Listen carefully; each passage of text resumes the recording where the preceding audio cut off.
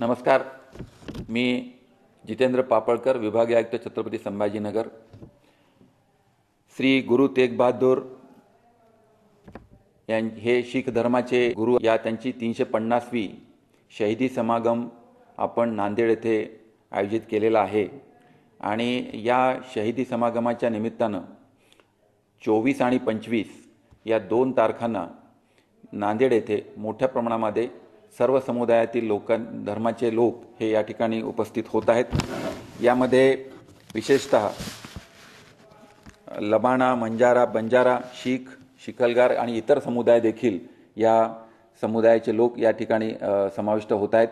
आणि 2 दिवसात चालणाऱ्या ह्या कार्यक्रमामध्ये या गुरु तेग बहादूरजी यांनी जे काही या समाजासाठी नव्हे, महाराष्ट्रासाठी नव्हे, भारताच्या सर्वच जनतेसाठी जे काही प्रार्थना, परोपकार आणि साधेपणा याच्या अनुषंगाने जे काही काम या निमित्तानं केलं ते जनतेपर्यंत पोहोचावं.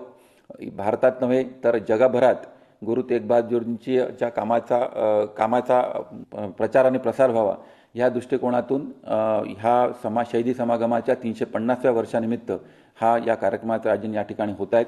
या निमित्तानं आपल्या राज्याचे आदरणीय मुख्यमंत्री, आपल्या देशाचे गृहमंत्री व इतर राज्यांचे मुख्यमंत्री देखील या कार्यक्रमामध्ये सहभागी होत आहेत.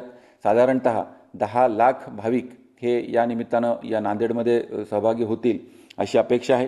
त्यासाठी 8 लंगर आणि त्यांच्या सर्वांच्यासाठी निवासाची व्यवस्था ही देखील नांदेड येथे करण्यात येत आहे. जवळपास या ठिकाणी येत असलेल्या जनतेसाठी वेगवेगळ्या प्रकारचे आरोग्य शिबिर, त्यांच्यासाठी त्यांच्या शासकीय सर्व विभागांचे स्टॉल्स, काही उद्योजकांचे स्टॉल्स हे देखील त्या ठिकाणी राहणार आहे.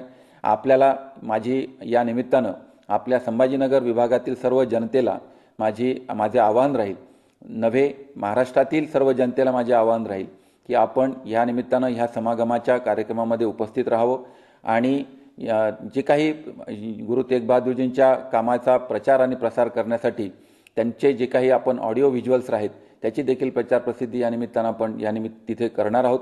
आणि हे करत असताना माझी सर्व जिल्हाधिकारी महोदयांना विनंती राहील की ज्यांना ज्यांना या कामासाठी सेवा द्यायच्या असतील त्यांनी त्यांच्या सेवा या गुरु तेग बहादूरजींच्या निमित्तानं नांदेड येथे त्यांना उपलब्ध करून द्याव्यात.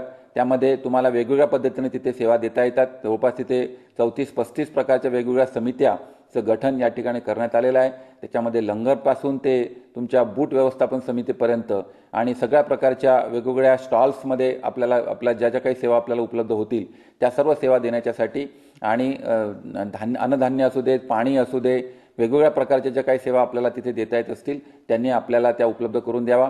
महाराष्ट्र शासनाचा अल्पसंख्याक विभाग हा याच्यामधला नोडल एजन्सी आहे. अल्पसंख्याक विभाग, जिल्हाधिकारी कार्यालय आणि सर्व समुदायातील जे काही प्रतिष्ठित आणि गट आहेत त्या सर्व गटांनी याच्यामध्ये त्यांचं इन्व्हॉल्वमेंट आहे आणि सर्व मिळून हा कार्यक्रम नांदेड येथे आपला 24 आणि 25 तारखेला होतोय. माझी सर्व जनतेला विनंती राहील की आपण या कार्यक्रमामध्ये सहभागी व्हावं.